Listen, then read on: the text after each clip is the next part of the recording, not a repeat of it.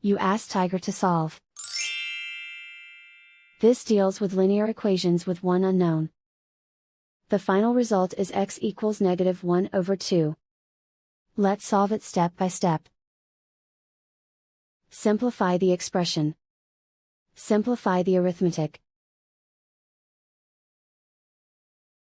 Group all constants on the right side of the equation.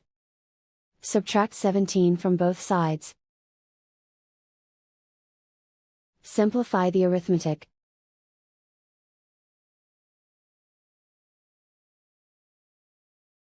Isolate the x. Divide both sides by -12. Cancel out the negatives. Simplify the fraction. Move the negative sign from the denominator to the numerator. Find the greatest common factor of the numerator and denominator. Factor out and cancel the greatest common factor. And so the final result is x equals -1/2.